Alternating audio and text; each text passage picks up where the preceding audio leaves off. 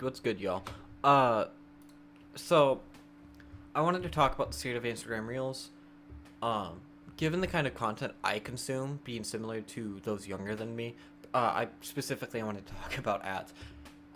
The ads on Reels that I get served, and what I've seen my friends get served, and what like that kind of stuff. So given the kind of content I consume, being similar to those like younger than me, not much, but like that 15 to 20 age range.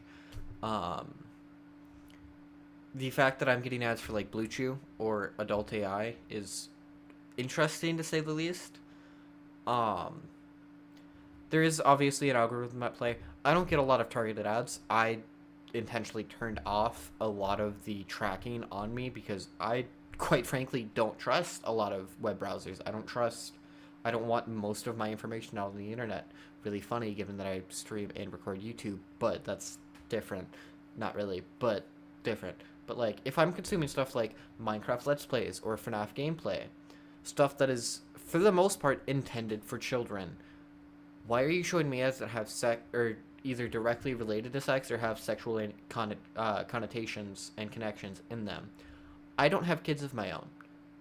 Um, I mean, I'm 19. That would be interesting if I had kids.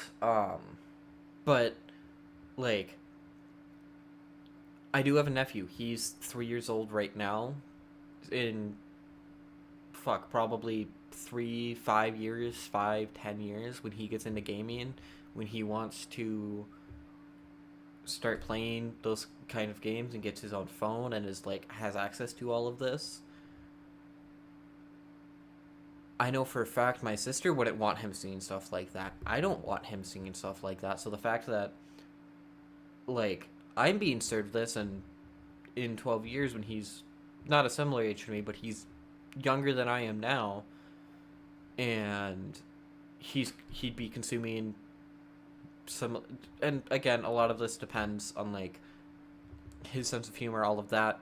But like the fact that if you were to say start consuming the same kind of content as me, so Moist Critical, Pyrocynical, Windigoon, stuff like that, and or similar content, but like if you were to start consuming that and then start getting served the same ad I'm being served, that concerns me. Um, Another thing that worries me is the whole attention span issue. Obviously, like we can't pinpoint it to one thing, but with stuff like Reels, Shorts, and TikTok, it is instant hit. It is you dopamine hit, scroll, dopamine, stuff like that. And we are probably moving away from books. We are probably moving into an era where short form content is going to reign supreme. But the fact that there are people, not even necessarily kids, but grown ass adults that can't watch a YouTube video unless it has a little fucking like gameplay underneath it. And this is semi different, I guess, kind of. Like obviously there's gameplay here, but part of that is I don't have camera, and wholeheartedly I don't think you guys want to sit there and watch me talk about shit like this for hours on end, or for at least 20 minutes. Um, so like, but like I grew up in books. I grew up reading. I grew up having that as my main mode of entertainment because I didn't grow up with a phone. I didn't get a phone until I was 18. And within that last year, almost two now, I've seen it. I've watched it destroy. Not even watched it. I like it. It has destroyed my attention span. I went from being able to read 2, 3 books in a day to not being able to sit down for 10, 15, or like sit down for 10, 15 minutes, read a book, and then get bored because it's not moving fast enough. There's not that instant hit of dopamine. And yeah, there is a portion of that that is my own fault for lack of self discipline. And but there, I think as a society we do need to recognize we have our own role in that. And if people were sitting there doom scrolling TikTok or Reels or Shorts or shit like that for hours on end, it wouldn't have spread as far as it did. TikTok probably would have died with 500,000 active users, which is still, given like an app, that's still a large amount of people. But I don't think it would have spread as far and as quickly as it did. And then we wouldn't have had the issues we had this January where everybody's like, oh my god, I'm not going to have anything to doom scroll. Move to Reels, move to Shorts, yada yada. I don't care. But I think there is a lack of accountability there. We have our own role to play in this. These are, with the exception of TikTok, and not even with the exception, these are big, massive corporations that they learn based off what is successful. Instagram saw TikTok being successful. YouTube saw Reels and TikTok being successful and was like, okay, let's make short form content. And then that blew up, and now that is how most people find YouTubers. Which isn't necessarily a bad thing. It does give more people availability to be spread, since it's a almost infinite source of entertainment. But at the same time, like, the lack of accountability as a whole is an issue.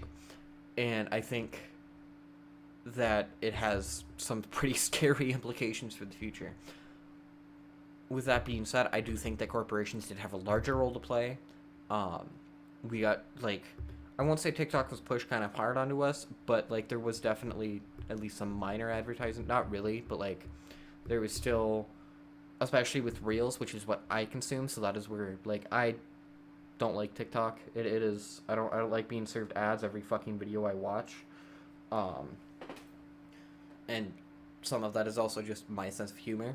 But the, like, Reels, when it first launched, was really, really hard pushed on Instagram users. Facebook Shorts, when it was launched, there's a really hard push to the fact where I go scroll Facebook for 2 minutes, not even, and it's on my, here, let's let that reload. There's a store ad. Boom. After the first post I see, there is Reels posted on my Facebook. I go to Instagram, my first post, Reel, old football post from my old high school team. But, like, a lot of this is Reels, and it pushed it from being an app where you share photos and quick little videos to have with your friends into this. I can't even say that, because there are people that, like, take Instagram very seriously and build up a massive following off of it and make money off of the very limited monetization. But speaking of monetization, I'm going to go push an ad really quick. Hi, it's me, not really from the future. This is literally the same recording. Go to w.gg, use code Thanos for use code Thanos 4292 for 10% off. Personally, I recommend the Grand Presidential Water flavor. It's like a mango flavor. I love it. They have a bunch of new collections. They have the official collab for both Solo Leveling and now Chainsaw Man. Those flavors just dropped. And you're supporting me, as well as you get a discount. You get slightly cheaper gamer fuel, which is it's G-Sub's gamer fuel.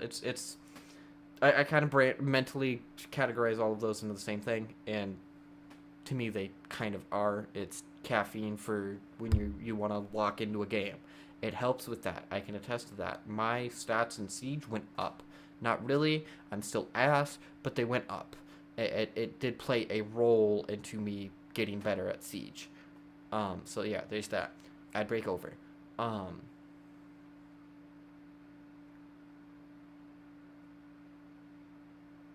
So we're gonna get back on topic here, mainly because I don't remember what the fuck I was saying before that ad break.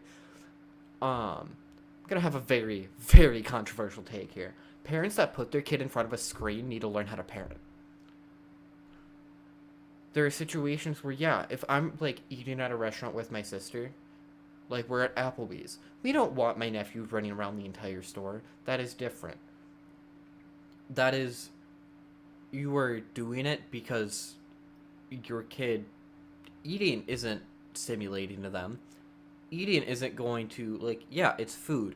My nephew eats 2 bites of a chicken nugget and is done. And then he'll eat a couple more bites later.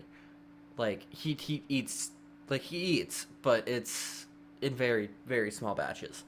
Um, but like I grew up with tech. I grew up. I am in the generation that I was born before the first iPhone, but I don't remember that. Um, like from sixth grade forward, it was we had iPads. Most of my friends by fourth grade had phones. I didn't. I didn't get a phone until I was 18, but that was more due to personal circumstance than anything. And if and when I have kids, I sure as hell don't want them playing on their phones all day. Like, I'm not gonna restrict them. I'm not gonna be like, don't have your phone on you. Your phone stays with me. But they probably aren't gonna get a phone until they're 13. Um, and like, I'm not gonna sit there and be like, no, you can't play the PS5. Go play outside. Okay, I probably will say that, but I'm not gonna sit there and be like, you can't use this. I'm going to restrict you from having access to your friends. I'm going to restrict you from having access to people you might trust more than me, because I'll be honest, I do trust a lot of my friends a hell of a lot more than I trust my parents. Um, and my friends are who I lean on when I need support. But I like I want my kids, I want my nephew to learn that there is more to the world than whatever fucking social media app is popular at the time. Um, and I think this whole idea of let's put our kid in front of a screen all day is not only detrimental to your relationship with your child, but to your child as a whole. It is going to, studies have shown kids that use social media are more negatively impacted, have a worse mental health, have a, are not cognitively worse off, but like from a mental health standpoint, are usually worse off than kids that don't use social media. And I'm not saying we ban social media outright for kids, because again, it is a way for them to reach out to their friends and talk to their friends and be able to have a bigger friend group. I have friends in Canada. I have friends in Iowa. I have friends across the states that I have never met in person that I play with almost every night. And they are some of my closest friends. And I talk to them almost every night. And um like just this idea that in order to be a good parent, I have to buy my kid an iPad. I have to buy my kid the newest iPhone. I'm not spending that kind of money on my kid. That is, like, after food, after bills, after when they're young, diapers, clothes, shoes, all of those. They're not going to, like, I'm not saying I'm not going to buy them toys, but they are not going to get everything that they want. And I'm not saying that most kids, kids shouldn't get everything they want. But there have been studies that show boredom is beneficial. Your brain physically needs that time to repair itself, to be able to sit and think, to be able to understand and process everything that has happened throughout the day. And if we aren't giving our kids that, then we are honestly, in my opinion, kind of failing them. Um, but I just kind of wanted to talk about that. That's about all I have for you today.